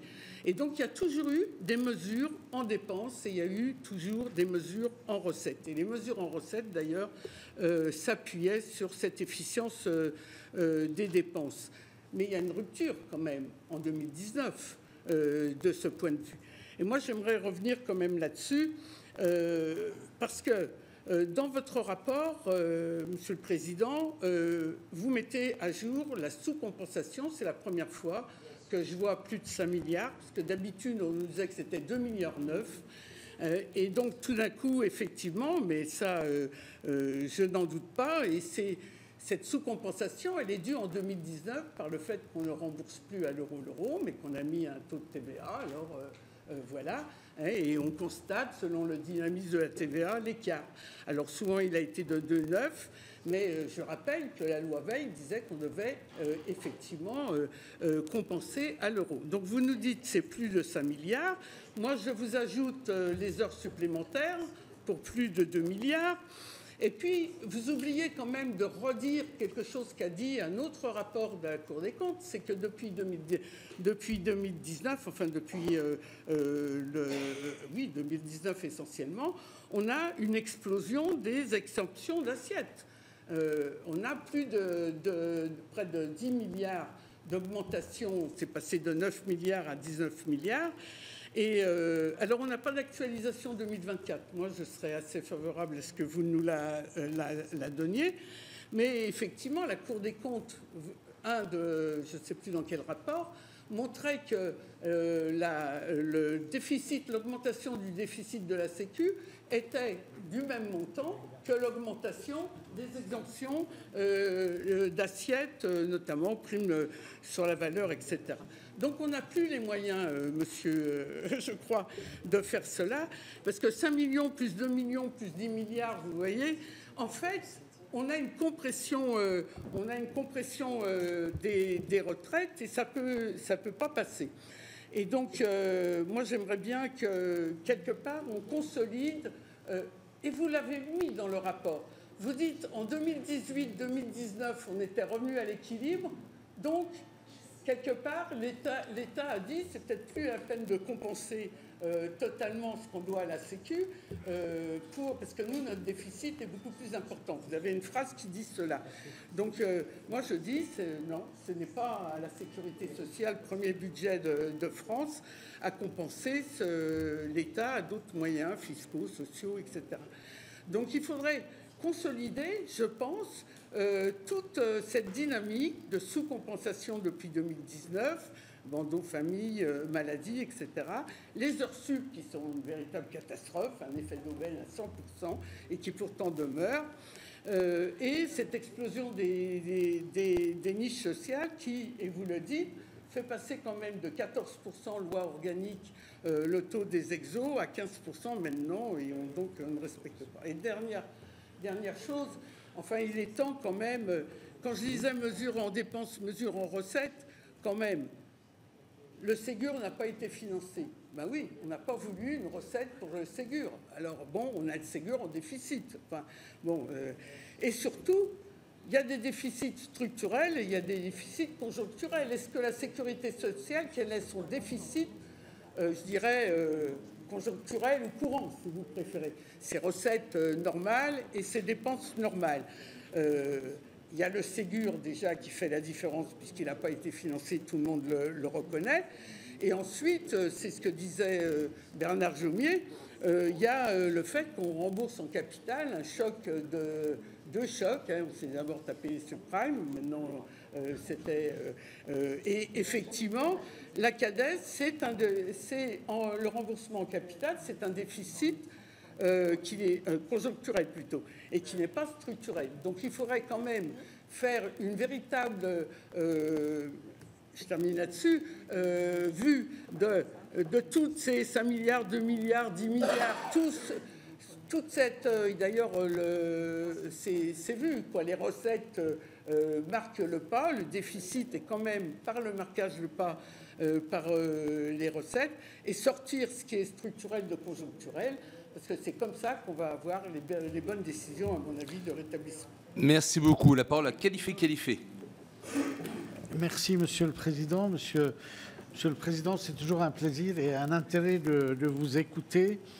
Mais mon intervention serait ma croisade contre le fatalisme et la fatalité. Je me tiendrai à la maladie, branche maladie. Vous avez évoqué l'hôpital avec un déficit chronique et un malaise général depuis quelques années.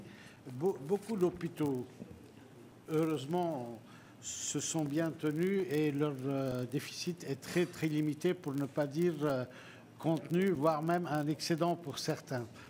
Est-ce que dans vos auditions, vous nous avez donné énormément de sujets intéressants sur le personnel soignant, mais qui ne soigne pas, que ce soit des médecins ou des infirmières, des cadres infirmiers surtout.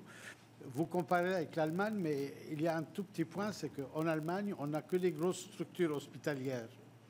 On n'a pas de petits hôpitaux sur le territoire comme nous avons en France. C'est un point qui, à mon avis, peut biaiser. Je ne peux pas rentrer dans les détails, mais vous nous avez dit que vous avez auditionné pas mal d'hôpitaux pour essayer de comprendre.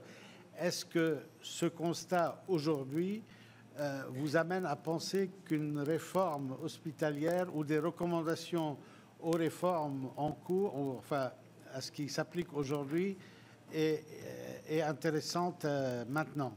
Ou est-ce qu'on continue à faire du palliatif dans les dépenses des hôpitaux? Je voulais insister sur le deuxième point aussi. Bernard Jomier en a parlé. La financiarisation, c'est un sujet sur lequel mes collègues au Sénat ont énormément travaillé. Il y a eu un constat qui, malheureusement, mais j'ai peut-être mal jugé, est sous-estimé par la direction de la sécurité sociale. Vous l'avez évoqué aujourd'hui un peu. Est-ce que vous pouvez nous redire un peu son ampleur aujourd'hui et demain? Troisième question, on cherche de l'argent. Là aussi, il y a à peu près 7 à 9 milliards d'euros par an qui sont dus par les laboratoires, soit sous forme de remise, soit sous forme de clause de sauvegarde. Ces comptes sont bien connus par les laboratoires qui les doivent à la Sécu, mais ne sont payés, ne sont réclamés plutôt qu'à N+1 et encore à la fin de l'année.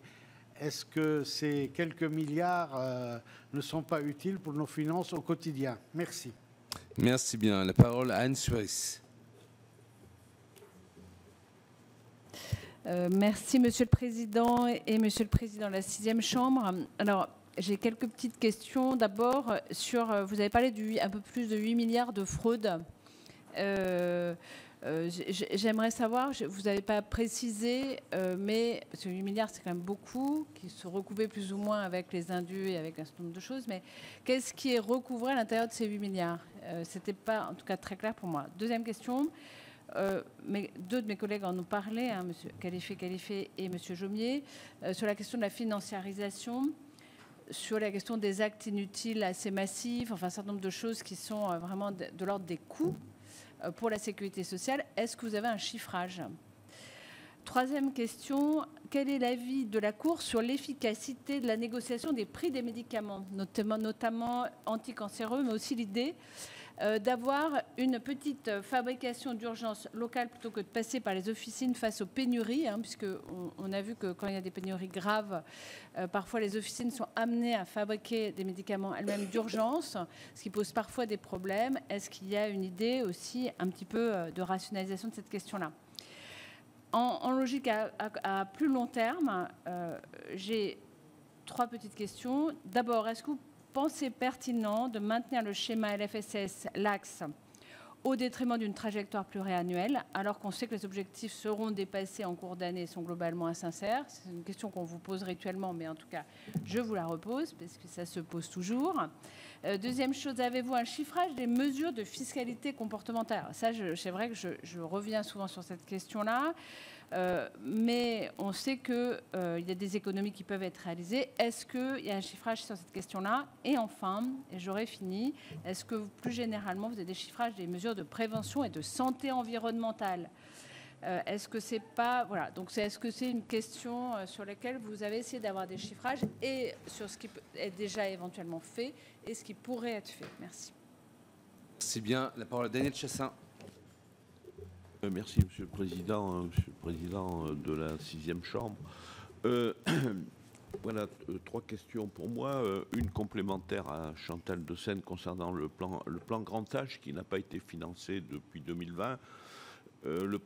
Il avait été préconisé 50 000 emplois nécessaires en EHPAD et à domicile. Donc, ils vont être d'autant plus nécessaires que la dépendance va doubler entre 2020 et 2040. Vous l'avez indiqué. Et comme nous avons en prévision 24 milliards de déficit en 2028, ne pensez-vous pas qu'il faudrait augmenter les recettes de la CNSA, la CSG ou autre? Première question. Deuxième question, concernant le cumul emploi-retraite, vous avez dit que dans les autres pays, il y avait un cumul pour les bas salaires, mettons entre 64 et 67 ans. Mais quel est le plafond quel est le plafond où on peut cumuler dans les autres pays? Et troisième question, bon, peut-être Corinne Imbert aurait été mieux placée que moi pour la poser, mais je la pose quand même. Donc il y a une diminution du nombre de pharmacies dans les zones rurales, et vous avez dit que les missions qui étaient données aux pharmacies, comme effectivement les vaccins ou maintenant avec les TROD, les prescriptions ou non d'antibiotiques, vous avez dit que ça faisait 4%, je crois, de financement. Ou 5%, ne faudrait-il pas augmenter ces missions, enfin le financement de ces missions? Alors, autre question, dans la pharmacie, certains disent que pour certains médicaments qui sont des fois en rupture, comme les corticoïdes ou les antibiotiques, certains disent qu'il faudrait prescrire à l'unité. Est-ce que vous pensez que cela peut entraîner des économies au niveau du financement de l'ONDAM? Merci. Merci. La parole à Monique Lubin. Merci, Monsieur le Président. Moi, je vais avoir des questions peut-être un petit peu subversives. Le déficit de la sécurité sociale avoisinerait 20-25 milliards d'euros sur des dépenses d'un montant de 666 milliards d'euros, soit 3,3% de déficit. Un expert comme M. Bruno Palier, qui est directeur de recherche du CNRS à Sciences Po, observe que l'on n'est pas loin ici des critères de Maastricht. Pour mémoire, la dette de l'État serait bien supérieure à celle de la sécurité sociale pour un budget moindre. Malgré le passage de 16 à 17 millions de retraités en 5 ans, la part des retraites ne représente toujours que 14% du PIB. Ces observations nous conduisent à nous interroger, sommes-nous vraiment dans une situation de dérive des comptes de la sécurité sociale? Et ma deuxième question, entre 2017 et 2023, j'en avais plein, hein, mais j'écourte. Les gouvernements Macron nous ont privés de 2,2 points de PIB de recettes fiscales structurelles, légèrement compensées par une rentrée de 0,2 points l'an dernier selon la Cour des comptes. Manque donc à l'appel 2 points de PIB de recettes structurelles. Qu'aurait été le niveau de la dette française à la fin de l'année dernière si le budget n'avait pas été amputé de ses recettes? Très bien. Et la parole à Cathy Porsopouy pour terminer. Merci. Alors, quand on termine, on n'a plus grand-chose à dire parce que les collègues ont déjà dit beaucoup de choses. Mais moi, peut-être une ou deux questions. À chaque printemps, le débat fleurit sur l'établissement d'une TVA sociale et 2025 ne fait pas exception à la règle.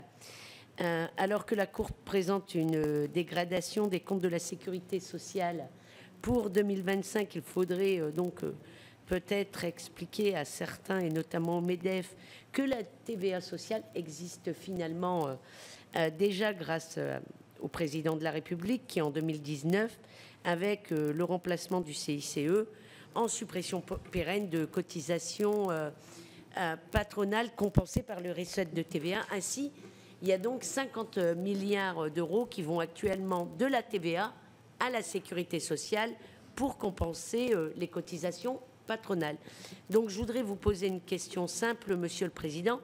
Comment se fait-il que lorsque le rendement de la TVA est moindre que les projections faites par le gouvernement, les recettes de la sécurité sociale diminuent, alors même que la loi Veil, normalement, oblige à la compensation intégrale des exonérations de cotisations sociales? Et donc, je m'arrêterai là. Merci beaucoup. Juste pour dire quand même qu'on a beaucoup parlé des dépenses, mais qu'il y a aussi quand même les recettes. Et donc, nous faisons évidemment chaque année des propositions de recettes alternatives qui ne sont pas entendues. Et moi, vous disiez tout à l'heure, vous parliez du déficit de la sécurité sociale. Je rappelle qu'ici, la semaine passée, avec l'ANI, on a encore voté 30% d'exonération de cotisations sociales dans le cadre de l'ANI qui vont avoir un impact sur le budget de la sécurité sociale de à peu près 123 millions d'euros qui ne seront pas compensés par l'État. Alors on peut toujours dire que 123 millions d'euros, c'est pas beaucoup, mais 123 plus ces exonérations, et ça a été dit par Raymond Poncet-Monge, ne sont pas compensées aujourd'hui, puisqu'elles sont en grande partie compensées à 68 millions d'euros chaque année par l'État au budget de la Sécu, mais qu'il y a quand même toujours 5 à 10 milliards d'euros, oui, qui ne sont pas compensés par l'État selon les années. Voilà, je vous remercie. Voilà, Monsieur le Président. Pour cette dernière tournée, alors il y a des questions qui se recoupent. Oui, c'est pas tous les éléments, mais bon. voilà. Madame Poncet-Monge, je vais commencer par vos questions, avec une question qui est cruelle. Hein. Pourquoi les économies ne sont pas réalisées?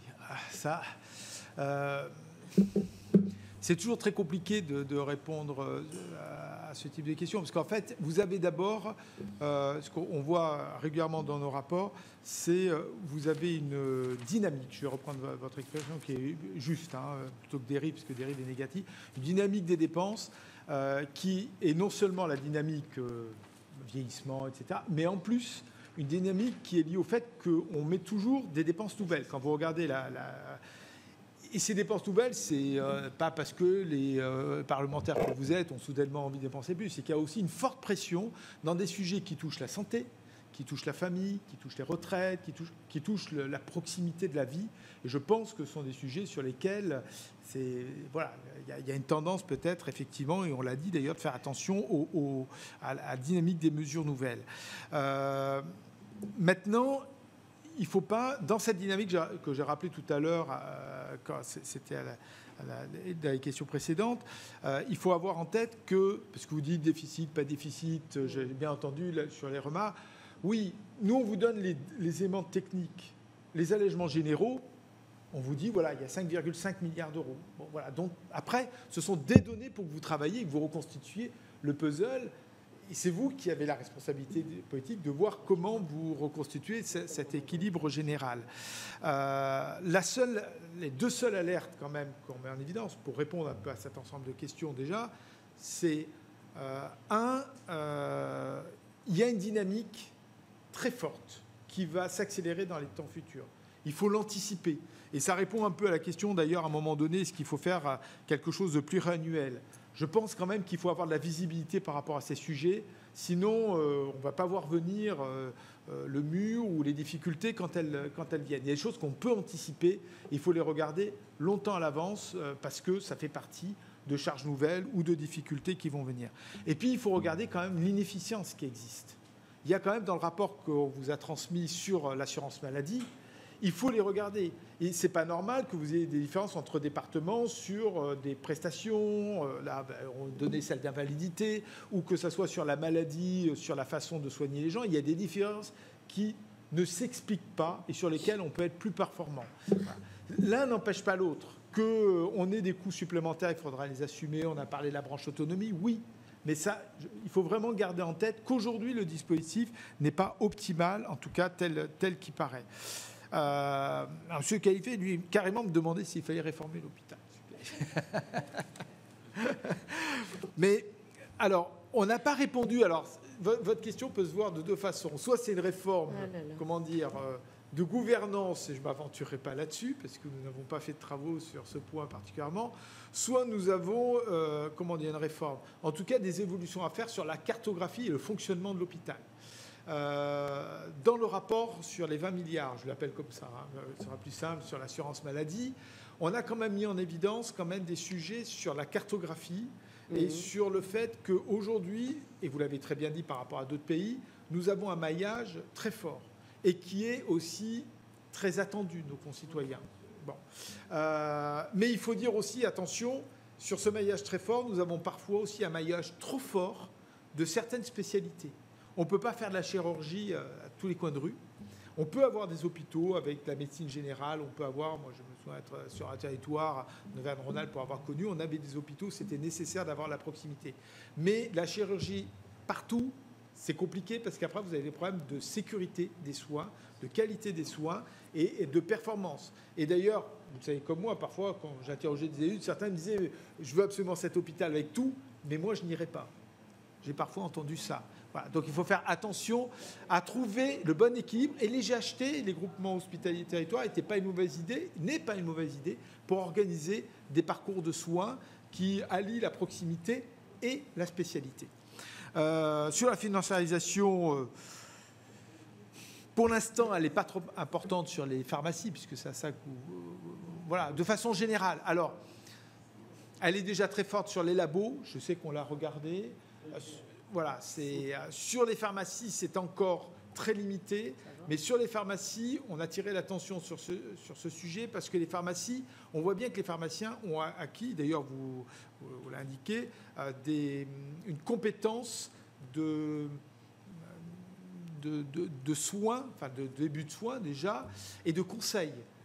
Et il faudrait que ces conseils et ces soins restent totalement indépendants en faveur des personnes qu'ils accueillent et non pas en fonction éventuellement de pression de fonds privés qui pourraient avoir d'autres intérêts. Et ça, il faut être vigilant là-dessus. En tout cas, le chapitre voulait souligner ce point-là par rapport aux autorités médicales. Madame Souris, voilà, vous avez reparlé des 8 milliards de fraude.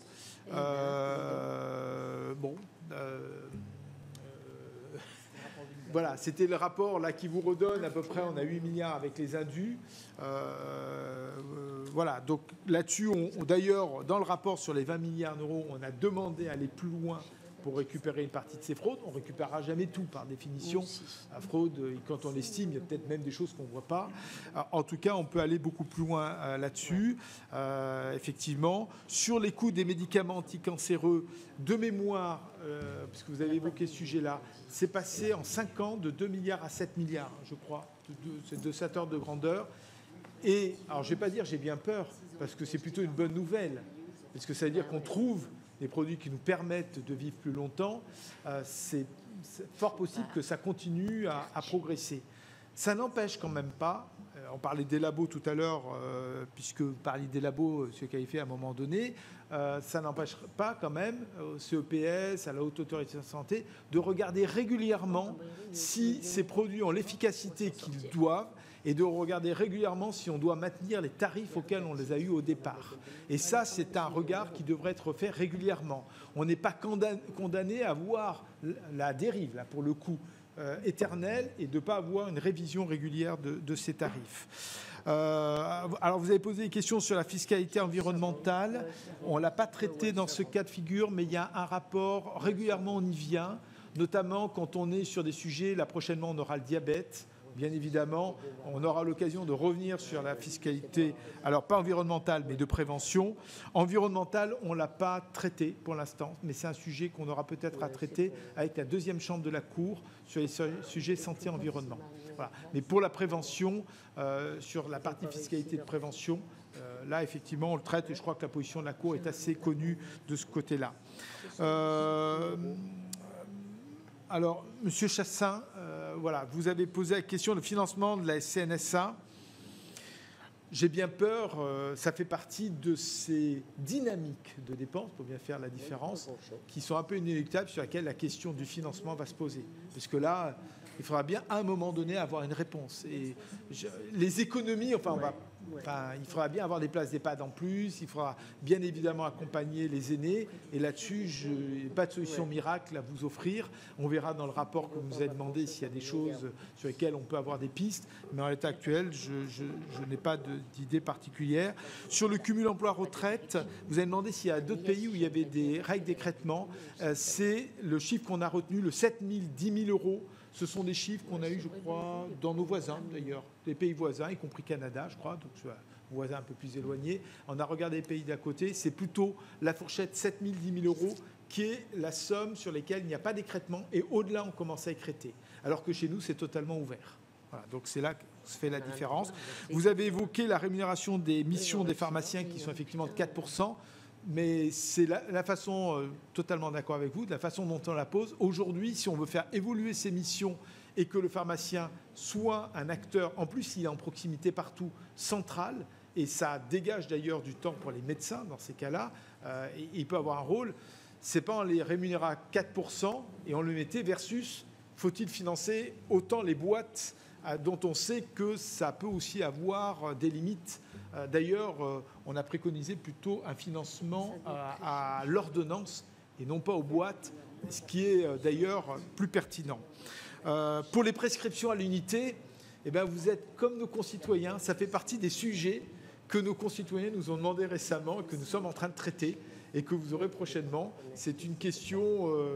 Voilà, mais qui n'est pas aussi évidente. D'ailleurs, vous l'avez donné, c'est pas aussi simple de penser que c'est la solution miracle, parce que, bien évidemment, il y a des avantages, mais il y a des inconvénients, et c'est ça qu'on est en train de traiter.